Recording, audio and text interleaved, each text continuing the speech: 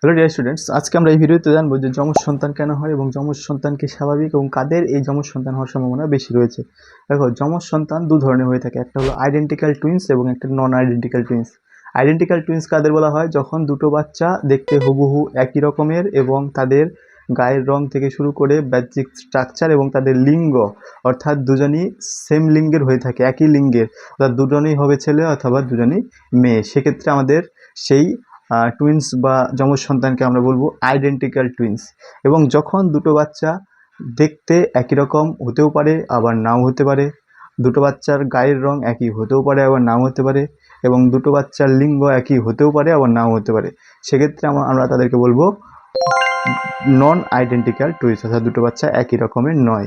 এই দুটো টুইন্সের ক্ষেত্রে কিন্তু দুটো আলাদা আলাদা ক্রাইটেরিয়া ফুলফিল করতে হয়। অর্থাৎ আইডেন্টিক্যাল টুইন্সের ক্ষেত্রে যখন কোনো একটা বাচ্চা যমজ সন্তান জন্মগ্রহণ, সেক্ষেত্রে যে প্রসেস অনুযায়ী বাচ্চাটা জন্মগ্রহণ করে, নন আইডেন্টিক্যাল টুইন্সের ক্ষেত্রে কিন্তু প্রসেসটা একটু ভিন্ন বা আলাদা।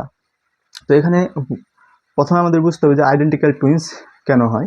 আইডেন্টিক্যাল টুইন্স হবে যখন একটি শুক্রাণু দ্বারা একটি ডিম্বাণু নিষিক্ত হবে, অর্থাৎ একটা ডিম্বাণু একটা শুক্রাণু দ্বারা ফার্টিলাইজেশন হওয়ার পর জাইগোট উৎপন্ন করবে, এবং সেই জাইগোট থেকে যখন বাচ্চাটি ভ্রূণে পরিণত হবে, সেক্ষেত্রে মাল্টিপল ডিভিশনের মাধ্যমে একাধিক এমব্রায়ো তৈরি করবে, অর্থাৎ একাধিক ভ্রূণ তৈরি করবে।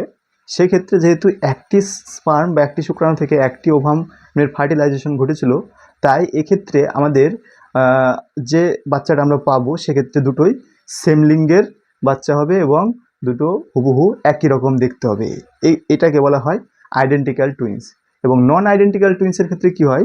নন আইডেন্টিক্যাল টুইন্সের ক্ষেত্রে কোনো মায়ের কোনো মাসে একের অধিক ওভাম বা ডিম্বাণু নিঃসৃত হলে, সেই দুটো ডিম্বাণু দুটি আলাদা আলাদা শুক্রাণু দ্বারা যদি ফার্টিলাইজেশন ঘটে, সেক্ষেত্রে আমাদের যে টুইন্স বেবি দেখতে পাওয়া যায় সেটা হয় নন আইডেন্টিক্যাল টুইন্স। দুটো বাচ্চা হুবহু এক হয় না এবং তাদের লিঙ্গও আলাদা হতে দেখা যায়।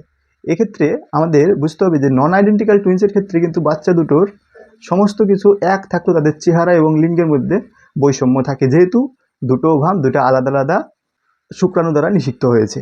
এবার আমরা বুঝবো যে কাদের এই যমজ সন্তান হওয়ার সম্ভাবনা বেশি।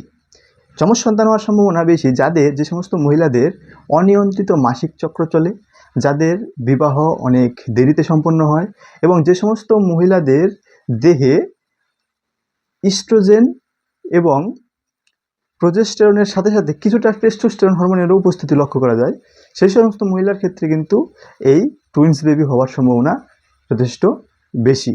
এবং এই টুইন্স বেবি কি স্বাভাবিক না ঝুঁকিপূর্ণ, সেটা আমরা আমাদের পরবর্তী ভিডিওতে আলোচনা করব। তো ভিডিওটি কেমন লাগলো অবশ্যই জানাবে। এই ধরনের রিয়ালিস্টিক এবং নলেজেবল ভিডিও পেতে চ্যানেলটি অবশ্যই সাবস্ক্রাইব করবে এবং বন্ধু ফ্রেন্ডস নেইবারের মধ্যে তোমরা শেয়ার করে দেবে।